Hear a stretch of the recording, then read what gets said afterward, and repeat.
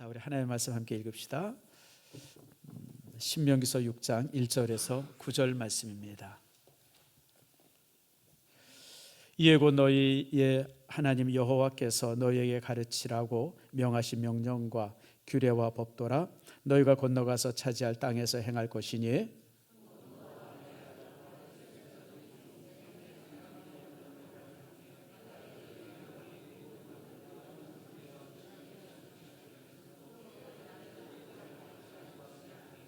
이스라엘아 듣고 삼가 그것을 행하라. 그리하면 내가 복을 받고 내 조상들의 하나님 여호와께서 내게 허락하심 같이 적과 꿀이 흐르는 땅에서 내가 크게 번성하리라.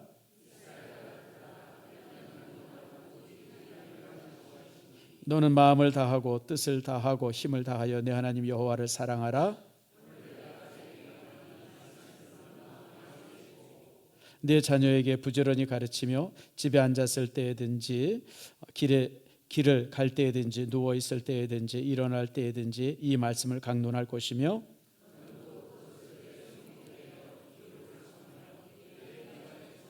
함께 있습니다. 또 내 집 문설주와 바깥문에 기록할지니라. 아멘. 기도하겠습니다. 하나님 감사합니다. 주께서 사랑해 주셔서 오늘 이처럼 주의 전에 오게 하시고 또 이제 우리 이성원 선교사님 사역을 잠깐 듣게 하셨음을 감사합니다. 많은 사역이 또 수고하는 사역들이 있음을 주 앞에 감사드리고 이 사역이 정말 하나님의 나라를 아름답게 세우는 사역 되게 하시며 특별히 함께 동역하고 있는 이제 주한이 아버지 하나님 기억하셔서 더욱 건강하게 하시고 정말 좋은 열매들이 저를 통해서 맺어줄 수 있도록 복과 은혜 내리워 주시옵소서. 오늘 이 시간 황정희 권사님 또 최영락 성도 이렇게 이제 주의 교회에 등록했습니다. 아버지 하나님 귀한 저들이 하나님 앞에 복되게 하시고 이 등록을 통해서 그 삶이 정말 더욱 영광되며 주께 가까워지는 축복 내리워 주시옵소서. 이 시간 말씀을 함께 나눕니다. 말씀이 우리에게 힘이 되기를 소망하며 예수님의 이름으로 기도드립니다. 아멘. 자, 우리 옆분과 한번 인사합시다. 축복합니다. 사랑합니다. 주의 전에 오신 여러분들을 축복하고 사랑합니다. 올해가 이제 제가 퀴즈를 하나 낼게요. 이거 알아맞히시는 분은 이따 밥 먹고 가세요. 올해가 이제 29일이죠. 2월 달이 29일까지 있죠. 퀴즈. 우리가 1년이 12달인데 28일이 있는 날이 몇 달 될까요? 네, 누가 손 들어보세요. 여기서 보신 분이에요. 대부분 그러면 한 달밖에 2월 달밖에 없다 그래요. 여러분 28일은 12달 다 있습니다. 지금 웃는 사람들은 이제 한 달 있다고 생각한 사람들이에요. 예, 조금 이제 머리가 덜 되신 분들이에요. 여러분 이제 2월 말인데도 이렇게 눈이 많이 왔어요. 제 친구가 고성에서 사는데 은퇴하고 저보고 매일 고성 좋다고 고성 놀러 오라는데 며칠 전에 전화를 했어요. 서울로 이사 가야 되겠다. 눈이 너무 많이 와가지고 그냥 눈 치느라고 허리 부러진다고. 여러분 그래도 하나님께서 우리에게 봄을 주십니다. 봄은 항상 우리 옆에 가까이 와 있죠. 여러분들 지금 1층에 가보면 라일락이 아주 이쁘게 폈어요. 우리 이제 정장로님이 이제 5층에다 화단을 아주 이쁘게 만들어놨는데 거기 이제 라일락이 아주 이쁘게 펴서 밑에 내려놨습니다. 아마 1층 이렇게 내려가 보면 향이 참 날 거예요. 라일락 향입니다. 따라합시다. 봄은 온다. 아무리 여러분 힘들어도 아무리 추워도 봄은 오게 돼 있어요. 이제 올해가 여러분의 인생에 있어서 아름다운 봄이 되기를 축복합니다. 요즘에 이제 재미난 게 하나 있더라고요. 보니까 그 영화가 한 편 다큐멘터리 영화가 만들어졌어요. 보니까 건국 전쟁이라고 이승만 대통령에 관한 이제 영화더라고요. 저는 아직 못 봤습니다. 그래서 한번 볼까 싶기도 한데, 근데 놀라운 사실은 뭐 어제까지인가요? 그제까지인가 90만이 봤대요. 세상에 그걸 뭐로 그렇게 많은 사람들이. 여러분 다큐멘터리 영화는 그렇게 안 보거든요. 기껏해야 10만 20만 그 정도지. 뭐 여러분 봤잖아요. 뭐 세월호라든지 이런 영화들 기껏해야 10만에서 왔다 갔다 하는데 90만이 봤다 그래서 야 이상하다. 그게 뭐 이렇게 볼 게 있나 그런 생각을 해봅니다. 그러나 어쨌든 간에 이제 그 많은 사람들이 관심을 갖고 잘못된 역사적 오류가 많죠. 그분에 대한 오류가. 그래서 이제 그런 것 때문에 이제 더더욱 많은 사람들이 보지 않았나 생각을 합니다. 저는 사실 이승만 대통령을 개인적으로 굉장히 존중합니다. 존경합니다. 여러분, 이분은 풍운하와 같은 사람입니다. 그분이 이제 19세기 말에 태어나셨죠. 그리고 이제 그 당시에 이분은 조선의 3대 천재라고 불렸던 아주 대단한 천재였었어요. 아주 대단한 사람이죠. 그런데 이제 이분이 그 조선 말기에 뭐라고 연설하고 다녔냐면 왕정을 폐지하고 공화정으로 가야 된다. 이걸 외치고 연설했어요. 그래서 이 사람이 이승만이가 어디 가서 연설한다 그러고 그냥 구름대같이 사람이 모였다 그래요. 워낙 말을 잘했다 그래요, 연설을. 근데 여러분, 그 당시 고종 황제가 있었는데 왕정을 폐지하고 뭘 만들어요? 공화제로 해야 된다 그러니까 이게 말이 되겠습니까? 그래서 거기에 있었던 사람들이, 거기에 주장했던 사람이 몽땅 잡혀가지고 사형언도를 받습니다. 다 사형당합니다. 이승만 하나만 사형을 안 당합니다. 왠지 아세요? 전주희 씨라서. 왕족이에요. 할아버지가 이제 이렇게 윗대에 올라가면 무슨 어느 왕의 이제 후손이라 그래요. 그러니까 이제 왕족이니까 죽이지 않고 그냥 한성 감옥에 이제 가둬만 놨습니다. 이제 사형언도를 받았는데, 그리고 이제 같이 함께 있었던 동지들은 다 이제 참수형을 당해서 다 죽었어요. 그러고 있는데 이제 사실 이제 이승만 이 친구가 뛰어난 친구가 뭐냐면 앞으로 시대가 바뀌기 때문에 영어를 할 줄 알아야 된다. 이래가지고 연희 학교를 이제 다녔어요. 영어 배우기 위해서. 그래서 그 학교에서 이제 영어를 배웠는데 그 연희학교 이제 선교사님이 보니까 이승만이가 감옥 갔다 그러니까 야, 얘 참 안 됐다 싶어가지고 가서 성경을 한 권 전해줍니다. 감옥에 있는 동안 심심할 테니까 성경이나 보라고. 그때 이제 성경을 보고선 이승만이가 크리스찬이 됩니다. 거기서 다시 말하면 성경 보고 예수 믿게 되어진 거죠.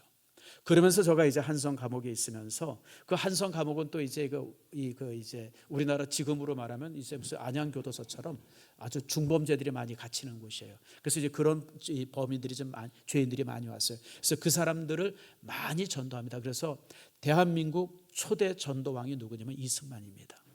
전도를 굉장히 많이 합니다. 감옥에서.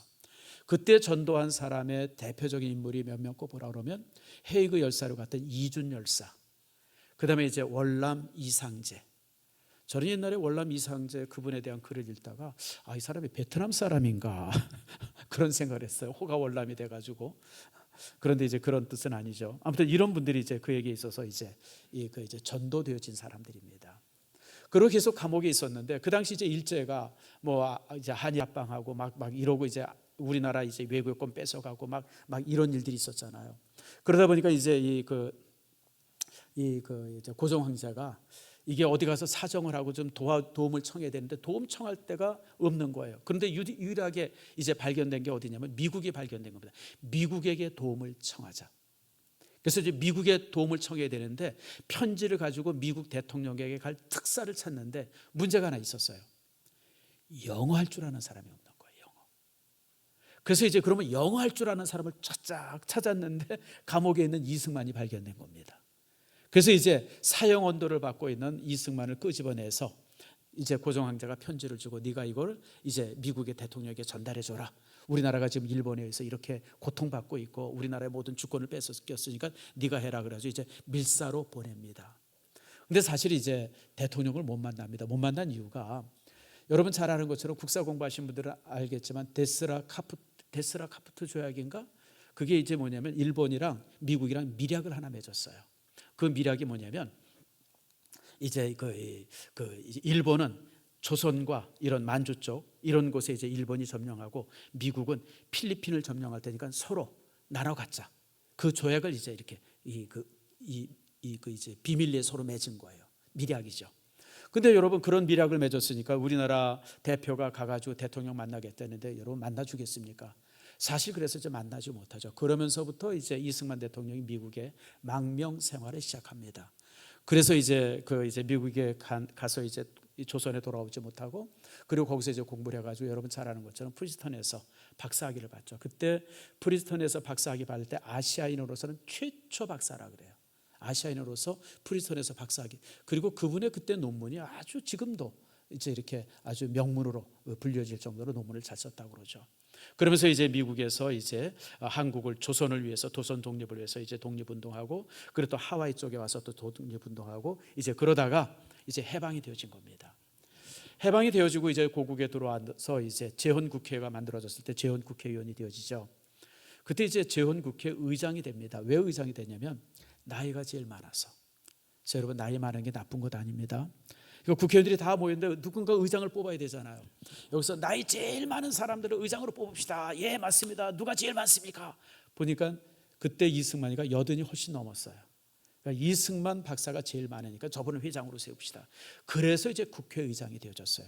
그리고 나서 이제 헌법을 다 만들고 나서 이제 그 국회에서 또 이제 또 투표를 하고서 대통령을 뽑았어요. 그래서 여러분들, 우리나라 초대 대통령은요, 직선제가 아니고 간선제였습니다. 이승만 대통령이 그때 국회의원들에 의해서 대통령이 뽑혀집니다. 그러고 나서 2대, 3대 대통령, 그래서 이제 3대 대통령까지 그분이 하시죠. 근데 이제 좌파들은 이승만 대통령에 대해서는 너무 무례할 정도로 험담을 하고 욕을 하고 온갖 모욕을 다 합니다. 왜냐하면 이 나라의 공산당을 쫓아내고 자유민주주의를 이 땅에 가져온 분이 이승만이기 때문에 그래요. 그러니까 미워 죽겠는 거죠. 무슨 짓을 해서도 이승만 대통령을 모함을 합니다. 크게 모함하는 두 가지가 뭐냐면 반민특위, 그러니까 이제 일본에 합조했던 사람들을 다 이제 이렇게 체포해서 이렇게 벌 줘야 된다라고 하는 반민특위라는 게 만들어졌어요. 근데 그걸 이제 이승만 대통령이 못하게 했다. 맞아요, 못하게 했어요. 근데 여러분, 못하게 한 배경이 있습니다. 그 당시 여러분 군인들이 있었는데 여러분 잘 아는 것처럼 여순 반란 사건을 누가 일으켰어요? 군인이 일으켰어요, 여러분들. 그러니까 군인들을 믿을 수가 없었어요. 군인들이 반란을 일으켰기 때문에. 그러니까 나라를 다스리려면 군대가 있어야 되고 경찰이 있어야 되잖아요. 그러니까 군인들이 반란을 일으키니까 군인들을 믿을 수가 없었던 거예요. 그리고 이제 경찰들인데 이놈의 경찰들이 다 일제시대 때 경찰하던 사람이 90%예요. 이거 다 집어넣으면 나라 다스려요, 못 다스려요? 못 다스리는 거예요. 그래서 사실은 일제시대 때 이승만 대통령이 반민특위를 못하게 하고 그랬던 이유가, 반민특위에서 일본에 협력했던 사람들 다 감옥에 집어넣으면 나라를 다스릴 방법이 없는데요. 면장부터 다 들어가야 돼요. 면장부터 무슨 경찰부터 시작해가지고 이런저런 거 앞에, 그럼 누굴 가지고 나라를 다스려요? 사실 그런 거 가지고. 또 하나는 이제 6.25 때 국민들한테 이제 전쟁 났을 때 이제 수도는 우리가 지킵니다. 내가 수도에 있으니까 여러분들 피난 가지 말고 다 수도에 있으세요. 그랬다. 이것도 거짓말이에요. 여러분, 우리 그러면서 우리가 국민학교 때 배웠던 사진 있죠. 철교 위에 사람들 막 오르내리던 사진. 여러분, 참 나쁜 사람들이에요. 그 철교가 어디 철교냐면 여러분, 한강대교가 아니고 대동강 철교예요. 대동강 철교 사진을 거기다 탁 갖다 놓고 국민들이 그렇게 그냥 이렇게 한강을 넘어서 후퇴하려고 막 별짓 다 했는데 그걸 폭격해가지고 그냥 우리 시민들을 막 죽이고 그냥 그 피난 못 왔다. 나쁜 사람들이에요. 어떻게 그렇게 역사를 왜곡해요? 그거는 사실은 대동강 철교지 한강 철교가 아닙니다. 여러분 북한이 내려오는데 3일 만에 수유리까지 왔어요. 6월 25일 날 전쟁이 났잖아요. 6월 28일 날 여러분 이 수유리까지. 그러니까 여러분, 대통령이 잡히면 전쟁 끝나는 거죠. 파죽지소를 밀고 내려오는데. 그래가지고 이 이승만 대통령이 안 가겠다고 버티는 걸 국무위원들이 이렇게 해가지고 28일 날 밤인가 언젠가 그렇게 해가지고 수원 쪽으로 이렇게 이제 이승만 대통령을 피난시킨 겁니다. 그리고 나서 이제 이 한강 철교를 이제 이걸 폭격을 하는데 이게 사실 이제 잘 폭격이 안 되는 거예요. 그 당시 이제 왜냐하면 그걸 그냥 놔두면 북한군들이 그대로 내려오죠. 그 다리 타고 내려오지 않습니까? 그러니까 이제 밑에 이제 보도도 만들지만 그거 못 내려오도록 그걸 폭발해야 되는데 그게 사실 쉽게 폭발이 안 돼가지고 그거를 결국 부순 게 언제냐면 저 괌에서 오키나와인가 어디서 미국의 그 B-29 폭격기가 와서 그 폭격기가 간신히 부십니다. 그리고 나서 3일인가 4일 동안 북한이 내려오는 것이 저지가 되어집니다. 그때 이제 한국군이 좀 정신을 차리게 되어지고 또 미국의 이제 군인들이 좀 오는 그런 계기가 만들어지죠. 만약에 여러분 한강철교 그냥 놔뒀으면요, 여러분 28일 날 바로 이제 수원까지 내려옵니다. 여러분 그러고 나면 이 나라가 여러분 뭐가 되겠어요? 여러분 그 필리핀도 그랬잖아요. 필리핀도 미국이 필리핀을 점령하고 있었을 때 일본이 필리핀 그 이제 루손섬 그 주섬을 이제 공격을 했어요. 파죽지세로 내려오면서 그때 제일 고민이 됐던 게 뭐냐면 후퇴할 곳이 없었어요. 섬이기 때문에. 그리고 메가더 장군이 그때 있었어요. 그러니까 그 미국에서 뭘 명령을 드리냐면 군인은 다 놔두고 메가더 한 사람만 피난시켜라. 그래서 여러분들 수만 명의 군인들이 포로가 됐고요. 메가더 한 사람만 그 당시 호주로 피난을 왔어요. 근데 여러분 그렇다고 우리가 메가더 비난합니까? 여러분 메가더가 거기서 만약에 포로가 되면 여러분 전쟁 이미 끝난 거예요. 여러분들 최고 사령관이 여러분 이 체포가 되어지면 포로가 되어지면 무슨 전쟁을 합니까? 그래서 미군도요 메가더 한 사람만 후퇴시키고 나머지 수십만의 그 미군들이 수만 명의 미군들이 그때 포로가 되어집니다. 그리고 엄청나게 그 밀림에서 죽습니다. 근데 지금 그렇다고 해서 메가더 여러분 비난 안 합니다. 여러분 대통령이 맞아 끝까지 여러분 서울 지키고 있어 봐요, 여러분들. 그래서 저는 참 이 좌파들이 막 이런저런 모습으로 이 대통령에 대해서 비난하는 것에 대해서 참 싫어요. 참 나쁜 사람들이다. 지금도 뭐 황모라고 하는 역사학자가 무슨 뭐 분노한다고 그러고 참 나쁜 놈들이에요. 나쁜 놈. 사실은 사실로 받아줘야지. 여러분 상황을 보면서 얘기를 해야지. 가장 몇몇 얘기들 그냥 이렇게 따내가지고 막 대동강 철교 무너진 거 보여줘서 자 봐라 뭐 이승만이가 뭐 그냥 뭐 그랬다 뭐 자기 혼자 도망치고 그냥 뭐 나쁜 놈들이에요. 난 참 그 사람들 보면 도대체 사람 같아 보여. 악마 같아, 악마 같아. 물론 잘못한 거 있어요. 주변에 사람들 잘못 썼어요. 그리고 여러분 물러설 때 물러설 줄 알아야 돼요. 여러분 그리고 또 이제 일본 문제도 여러분 이제 어느 정도 정리가 됐으면 정리해야 돼요. 뭐 이런 거 저런 거 이제 잘못한 것도 있지만 참 이제 그런 것만 해가지고 사람을 그렇게 정말 그렇게 모욕하는 것은 내가 볼 때 정말 나쁜 사람들입니다. 저는 이승만 대통령이 여러 모습 속에서 한 세 가지 참 잘했다고 봅니다. 첫 번째가 뭐냐면 헌법입니다. 그 시대 때 헌법을 만들었는데요. 한자도 고칠 것이 없는 완벽한 헌법을 그분이 만드십니다. 그분과 함께 제헌국 회원들이. 사실 여러분들 우리나라는 일제에 의해서 36년 동안 일본 사람들에 의해서 지배받던 사람들이에요. 그래서 자유라는 개념을 모르고 민주주의라고 하는 개념을 모르고 여러분 이 공화정이라고 하는 개념을 몰라요. 왜냐하면 우리가 천황 밑에서 살았으니까 그런 걸 한 번도 들어보지도 못했으니까. 그 개념을 알았던 유일한 사람이 이승만이었습니다. 그래서 그분이 자유민주주의라고 하는 그리고 이제 어떤 상권 분립이라고 하는 이런 속에서 헌법을 완벽하게 만듭니다. 한자도 고칠 이유 없이 완전한 참 대단한 분이죠. 두 번째로는 그 당시 이제 여러분 1950년대 되면 이데올로기의 시대였었죠. 세계가 반으로 나눠졌어요. 공산주의라고 하는 것과 그 다음에 이제 자유민주주의라고 딱 나눠졌습니다. 공산주의 수장은 누굽니까? 소련이고 자유민주주의는 뭐예요? 미국이잖아요. 이 서방 세계 이 두 세계가 딱 나눠져 있었어요. 북한은 김일성에 의해 가지고 소련과 손잡고 사회주의 공산주의 노선을 이제 갑니다. 그때 이승만 대통령은 남쪽에서 미국과 손잡고 자유민주주의가 됩니다. 여러분 그 당시 만약에 이승만 대통령이 야 우리도 그냥 사회주의 가자 공산주의 가자 그러면 지금 우리의 어버이 수령이 누가 되죠? 여러분 아버지가 누구예요? 김일성이에요, 여러분들. 김일성이 우리의 수정대입니다. 아시죠? 김정은이 밑에서 지금도 그러고 살 거예요. 여러분 참 그분의 그 선택이 얼마나 탁월했는지. 그 당시 사회주의가 얼마나 나쁘고 공산주의가 얼마나 나쁘고 이런 걸 사람들이 잘 인식을 못했었습니다. 왜냐하면 여러분 그럴 수밖에 없죠. 그런데 이분이 참 미국에서 생활하면서 공산주의의 실상을 받고 민주주의의 실상을 보면서 이제 여러분 민주주의를 이분이 자유민주주의를 택하면서 우리나라가 지금 이 모습이 되어졌어요. 지금 여러분 우리나라는 세계 10대 강국이 되어지지 않았습니까? 여러분 이런 모든 것이 참 그분의 탁월한 선택이죠. 그리고 하나 더 제가 이제 요거는 사람들이 잘 모르던데 제가 더 지적하는 제가 참 너무 이승만 대통령에 대해서 존경하는 또 하나는 의무교육제도입니다. 1948년에 저가 대통령이 되어지면서 처음 세웠던 정책 중에 하나가 6년 동안 국민학교 6학년을 의무교육을 한다. 모든 대한민국 사람은 무조건 초등학교 교육 받아야 되고 이것은 국가에서 무료로 교육한다. 이걸 만든 분이 누구냐면 이승만 대통령입니다. 그래서 여러분들 그러고 나서 이제 곧 이제 이 6.25 전쟁이 터지지 않았습니까? 그리고 6.25 전쟁 터지고 나서 그 다음에 1954년쯤 되죠. 그 다음에 이 문교부의 예산을 80%로 증액해서 우리나라 전국에 초등학교를 세웠다 그래요. 전국에.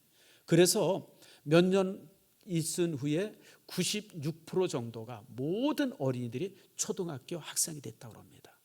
그게 우리나라의 시작입니다. 여러분, 그때 초등학교 교육 안 하고 그랬으면요, 산업발전 이런 건 어림도 없었어요. 여러분들 뭐 배워야 난 놓고 기억자도 모르는 사람. 그러니까 우리나라 해방됐을 때는요, 우리나라 문맹률이 90%가 넘었습니다. 그런 사람들고 무슨 산업을 얘기하고 뭐를 해요. 그런데 이승만 대통령이 전 국민을 그렇게 교육시키면서, 여러분, 그러면서 이제 이 70년대 80년대 들어서면서 산업화 이럴 때 일꾼들이 다 만들어지고 그분들이 이제 되어졌죠. 그래서 이런 부분에 대해서는 참 이분이 참 훌륭한 분이다라고 생각을 해봅니다. 요즘에 이제 소프트 파워라는 얘기를 합니다. 세계를 지배하는 힘이 두 가지가 있어요. 첫 번째가 하드 파워입니다. 이 하드 파워가 뭐냐면 군사력, 경제력을 말합니다. 그러니까 지금의 하드 파워가 가장 센 나라가 어디예요? 절대적으로 미국이죠. 두 번째 센 나라는요, 중국입니다. 여러분, 군사력도 세고요, 어떤 경제력도 강합니다. 그 다음에 이제 무슨 뭐 영국이나 프랑스나 러시아 이런 나라들이 하드 파워가 이제 강하죠. 과거에는 이 하드 파워가 세계를 지배했어요. 그런데 2000년대 들어서면서 새로운 파워가 만들어지기 시작합니다. 그걸 갖다가 뭐라 하면 소프트 파워라 그래요. 다시 말하면 문화입니다. 문화가 이제 세계를 지배하기 시작합니다. 문화, 소프트 파워. 처음에는 이제 2000년대 들어서면서 소프트 파워 강한 나라들이 있죠. 미국이라는 나라가 소프트 파워가 얼마나 강합니까? 영화, 할리우드 영화. 일본이라고 하는 나라도 게임이라든지 무슨 뭐 만화라든지 이런 게 소프트 파워가 강하죠. 뭐 중국도 소프트 파워가 강하고 그랬는데, 이게 점점 시대를 가면 갈수록 소프트 파워의 최고 강국이 들어서기 시작해요. 어디예요? 여러분의 나라예요. 대한민국이 지금 세계 소프트 파워 1위국입니다. 여러분, K자가 붙으면 모든 게 최고예요. K영화, K드라마, K의료, 뭐 그다음에 K푸드, 뭐 K뷰티. 나는 아무리 여러분 봐도 이쁜 것 같지 않은데 세계인들은 한국 사람이 화장을 제일 잘한대요. 근데 요즘에는요, 제가 어제 신문을 봤어요.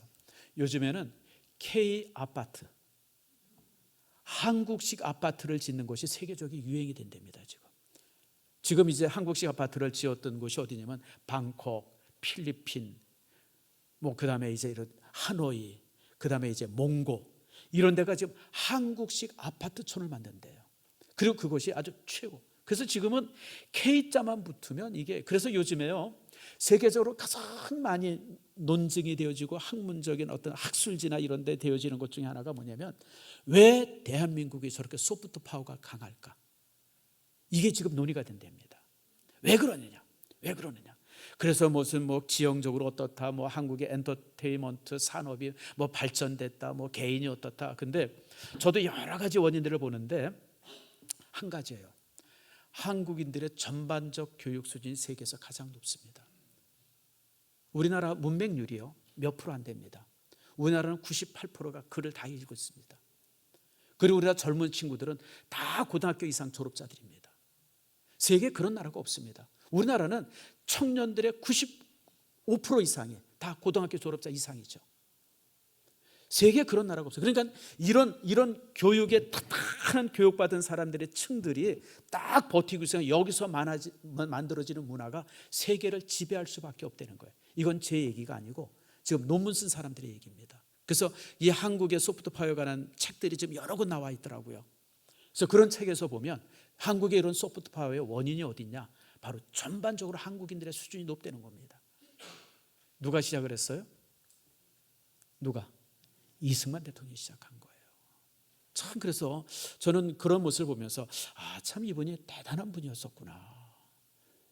그분이 꼭 장로라서가 아니라 크리스천이라서가 아니라 그분이 그 시대에 했던, 정말, 물론 여러분, 사람이 어떻게 100가지 다 잘할 수 있습니까? 못하는 것도 있겠죠. 못하는 건 못 같은 거 하지만 잘하는 건 잘했다고 박수 쳐줄 수 있을 때 그게 진짜 사람됨이죠. 저는 그렇습니다. 정치인들 중에 제가 좋아하는 사람도 있고 싫어하는 사람이 있어요. 근데 여러분, 좋아하는 사람은 제가 좋아하는 부분, 제가 싫어할지라도 그분이 잘한 것에 대해서는 저는 아낌없이 박수 쳐줍니다. 또 제가 좋아하는 사람들 중에서도 잘못한 거 있으면 제가 그것은 잘못해도 제가 지적을 합니다. 그게 사람됨이에요. 그게 그리스도인다운 거고. 그래서 여러분들 참 이처럼 교육이라고 하는 것이 참 이렇게 무서운 것이다라고. 그래서 대한민국은요, 여러분 산업의 발전이라든지 문화의 발전이라든지 이런 모든 것은 어디 시작하냐면 교육에서 시작된 겁니다. 여러분 교회도 마찬가지예요. 요즘에 이제 교회에 대한 여러 가지 이제 관심들이 많습니다. 교회가 뭐 어떻다 뭐 앞으로 어떻게 돼요? 여러분 걱정할 것 없어요. 우리 일산 신성교회 주일학교만 제대로 세워져 있으면요, 우리 미래는, 우리 교회의 미래는 걱정할 것 없습니다. 여러분 우리가 가장 큰 관심이 바로 다음 세대예요. 다음 세대가 우리의 가장 큰 관심입니다. 거기에 가장 큰 힘을 쏟아야 되고요, 그 일을 우리가 함께 해야 합니다. 아까 이성원 선교사가 얘기했는데 참 내가 동의가 가요. 주일학교 애들이 한 6, 70명 된다고 그러죠. 매일 한 10대 명의 아이들이 모인다 그래요. 근데 이놈들이 모였다 흩어졌다 모였다 흩어졌다 그래요. 왜냐하면 너무 가난하니까, 환경이 그러니까. 그러나 여러분들 그럼에도 불구하고 열심히 그들에서 투자하면 그 아이들 속에 세상을 이끌어갈 인물들이 나옵니다. 아멘 하십니까? 바로 그거예요. 여러분들 꼭 무슨 우리 결과가 눈에 이렇게 탁 들어오면 너무 좋죠. 여러분 근데 교육이라고 하는 것이 눈에 탁 들어오지 않습니다. 적어도 교육은 100년 대계입니다. 100년을 내다보고 하는 거예요. 이승만 대통령이 했던 그 초등학교 의무교육이 20년 30년 지나서 열매를 맺지 않았습니까? 여러분 우리나라 막 산업화가 시작이 되어지는데 우리나라 청년들이 다 고등학교 이상 졸업한 사람들이에요. 그러니까 여러분 어디에다 집어넣어도 되는 거, 어디에다 집어넣어도 뭐 컴퓨터 만드는 데 집어넣어도 되고 무슨 뭐 배 만드는 데 집어넣어도 되고 자동차 만드는 데 집어넣어도 되고, 그냥 어느 청년들이 어디 가서든 무슨 일을 30년 40년을 보고 열매가 맺어진 거죠. 우리 교육도 마찬가지입니다. 지금 영아부, 유치부, 유년부, 초등부, 중고등부, 여러분 이 학생들 20년 30년 지나 보세요. 우리 교회에 기둥이 돼 있을 겁니다. 그들 속에서 우리 교회 장로가 나올 거고요, 그들 속에서 우리 교회 담임 목사도 나올 겁니다. 저는 그걸 기대해요. 저는 외부에서 오는 일꾼보다도 내부에서 키워진 일꾼들이 훨씬 더 가치 있다고 생각합니다. 저는 우리 신성교회 안에서 정말 이 교육자도 만들어지고 세워지고 여기에서 키워진 사람이 우리 교회 담임 목사도 되고, 여러분 여기서 세워진 사람들이 우리 교회 기둥들이 되어질 때 여러분 얼마나 보람이 있어요.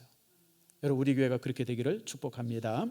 여러분 그래서 전주에는 제가 여러분들의 신앙이, 여러분들의 모습이 명품입니까? 라고 하는 것을 물어봤어요. 가짜도 많죠. 여러분 가짜들이 얼마나 많습니까? 가짜가 너무 또 진짜 같아요. 진짜 같은 가짜들이 얼마나 많은지 몰라요. 근데 언제 판명이 됩니까? 하나님 앞에 가면 낱낱이 드러납니다. 마태복음 25장에 보면 똑같이 교회 생활을 하는데, 교회 생활을 똑같이 했는데, 똑같이 하나님 앞에 섰는데 한쪽은 양의 머리고 한쪽은 염소의 머리, 둘이 그렇게 갈라진 것에 대해서 질문이 많은 거예요. 우리가 왜 양입니까? 우리가 왜 염소입니까? 이유가 뭐예요? 하나는 진짜였었고 하나는 가짜였던 거예요. 저는 여러분들이 이 땅에 살아가면서 정말 조금 부족할 수는 있어요. 아주 그 엑설런스한 명품은 되지 못할 수 있어요. 그러나 가짜는 되지 않기를 축복합니다. 그렇잖아요, 여러분들. 우리가 최고 좋은 명품은 못 되지만, 최고 좋은 품질 좋은 명품은 혹시 못 될 수 있지만, 그러나 가짜는 되지 말아야 돼요. 가짜는. 네? 목사면 진짜 목사, 집사면 진짜 집사, 장로면 진짜 집사가 되지 가짜가 돼서 되겠어요? 평신도로 산다 할지라도 가짜는 되지 말아야죠.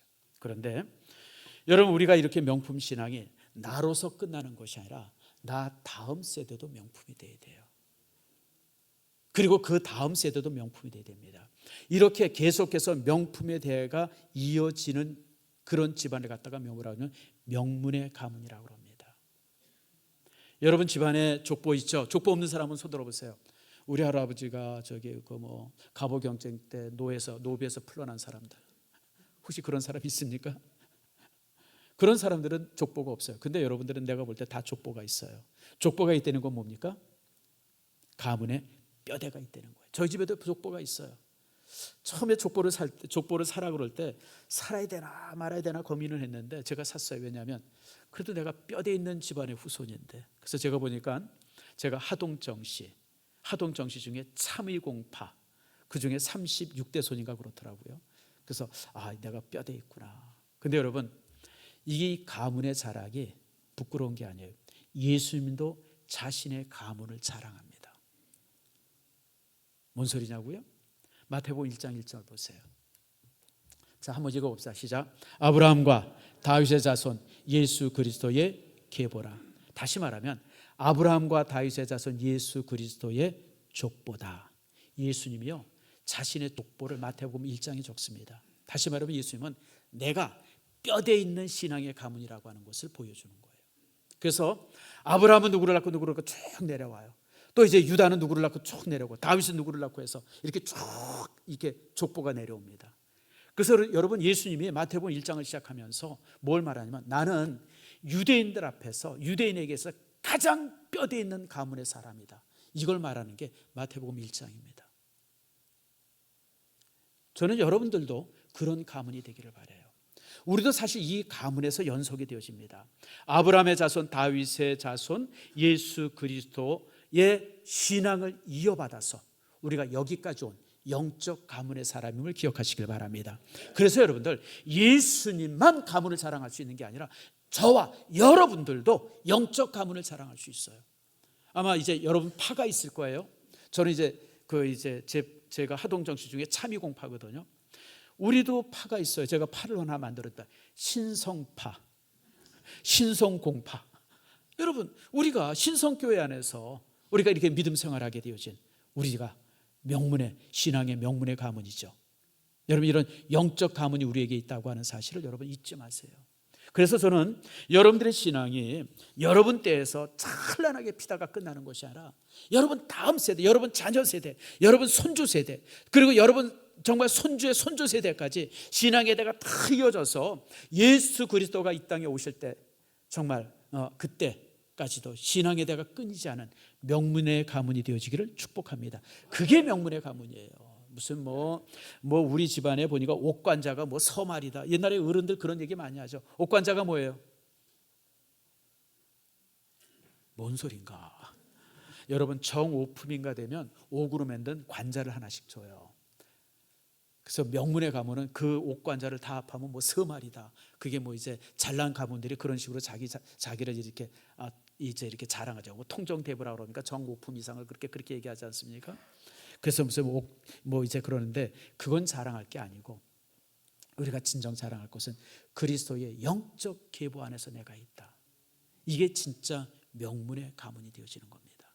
오늘 본문도 바로 그걸 말하고 있어요. 2절 말씀 보세요. 신앙의 대가 너희 대해서 끊어지지 말라는 겁니다. 2절 말씀 자 따라합시다. 곧 너와 내 아들과 내 손자들이. 맞아요 여러분들. 혼자 믿음 생활 잘하는 것을 끝내지 말라는 거예요. 내 자손이 너와 똑같은 믿음을 갖고 내가 가진 믿음이 내 손자까지도 연결이 되어져. 이 얘기는 뭐냐면 신앙의 대가 계속해서 연결되라고 하는 겁니다. 그래야 명문가문입니다. 유대인들은요 이 말씀, 특별히 신명기 6장 말씀을 철저하게 그들의 갑오처럼 여깁니다. 유대인들은 실제 그 독립국가를 이룬 것이 500년이 채 안 됩니다. 사울에 의해서 지금부터 3000년 전에 독립국가가 만들어지고요. 쭉 계속되어지다가 이제 시드기야 때, 그게 기원전 5세기거든요. 2500년 전에, 2600년이 되는 2600년 전에 바벨론에서 멸망을 딱 당합니다. 그때부터 한 번도 독립국가를 못 가져봅니다. 계속 속국으로 삽니다. 이제 그리스의 속국, 그리스의 속국으로 살다가 로마의 속국이 됐다가 그리고 온 세계에 흩어져서 2600년을 삽니다. 그런데도 지금 유대인이 존재가 되어져요. 이게 무서운 겁니다. 여러분 우리가 고향을 떠나면 고향 잊어버리잖아요. 가끔가다 우리 교포들 보면 교포 3세쯤 되어지면 한국말 전혀 못합니다. 그렇죠 여러분들. 우리 미국에 사는 교포들 자녀들 와보세요. 저희 큰아버지 세 분이 일본에 징역으로 끌려가셨어요. 그래가지고 지금 자손들이 지금 남아 있습니다. 가끔 가다가 이제 형제들 한 사촌 육촌 형제들을 만날 때가 있는데 말이 안 통해요. 멀끔어. 나도 일본말 못하고 그 사람은 한국말 못하고 만나긴 만나는데 여러분 3대만 지나가도 이름을 잊어버리고 자기 종족을 잃어버립니다. 그 사람은 일본 사람이에요. 근데 여러분 유대인들은 2600년이 지났어요. 3대가 아니에요 여러분들. 내가 볼 때 1000대도 더 될 것 같아요. 그런데도 불구하고 그들은 여전히 자기 말을 가지고 있고 자기의 어떤 그 이 민족적 자각심을 가지고 있고, 그게 어디서 시작하면 우리 본문의 말씀에서 시작이 됩니다. 유대인들은 이 고향을 떠나고 나라가 없이 살아도 어디서나 자손들에게 하나님의 말씀을 가리키고 유대인인 것을 확실히 알려주고 너희는 이스라엘 백성이라고 알려주고, 그리고 교육을 하죠. 그 교육의 내용이 뭡니까? 5절입니다. 자, 5절 말씀 같이 읽읍시다. 시작. 너는 마음을 다하고 뜻을 다하고 힘을 다하여 내 하나님 여호와를 사랑하라. 그걸 가리켜요. 이게 유대인의 교육의 중심입니다. 예수님도 율법학자가 와서 묻습니다. 예수님, 당신이 랍비인데 그 율법의 가장 중심이 뭡니까? 그랬을 때 예수님께서 답한 답이 오늘 본문입니다. 너는 마음을 다하고 뜻을 다하고 힘을 다해서 내 하나님 여호와를 사랑하라. 그리고 내가 너를 사랑하고 같이 내 이웃을 사랑해라. 그것이 율법이다. 여러분, 이 본문의 말씀, 그래서 여러분들 여기 보면 하나님을 사랑하라 라고 하는 말씀 속에서 여기 뭐라 그래요? 내 뭐를 다해서? 뭐를 다해요? 마음을 다하고. 마음을 다한다고 하는 것은 우리의 지정의를 말합니다. 지식, 의지, 그 다음에 이제 감정, 이런 모든 것을 다해서 하나님을 사랑하려는 거예요. 그 다음에 이제 뜻을 다하라 그랬습니다. 뜻을 다하라고 하는 것은 성품을 말합니다. 우리의 모든 성품으로 여호와를 사랑해야 돼요. 뿐만 아니라 힘을 다하라. 우리가 가지고 있는 능력들, 힘들, 지적 능력이나 어떤 육체적 능력, 정신적 능력, 이런 모든 것을 다해서 하나님을 사랑해라. 그리고 그 사랑하면 그리고 나서 너희들이 무엇을 하든지 하라는 거예요. 종종 이제 어떤 남편이 그런데요. 자기가 이제 교회를 다닌다 그러니까 남편이 아내 보고 그러더래요. 한번 따라해 봅시다. 여보, 교회는 다니되 빠지지는 마라. 남편들이 그런데요. 교회는 다니는데 너무 빠지지 마라. 그냥 이렇게 그냥 일주일에 한 번씩 그냥 나가지, 그냥 뭐 때마다 심하다. 아니요, 여러분들. 신앙생활은 깊이 빠져야 돼요. 여러분들, 미국이라고 하는 나라가 기독교국 아닙니까? 그리고 미국이라는 나라 이렇게 보면 그냥 개판이죠. 매일 총기 사고 나서 죽고 그냥 아무튼 마약하는 사람들 천치고, 저번에 한번 TV 뉴스를 보니까 그 샌프란시스코 그 사진을 보여주는데 그냥 길거리가 다 마약 환자들이에요. 그래서 저게 저런 나라가 어떻게 나라가 되나 정말 신기해.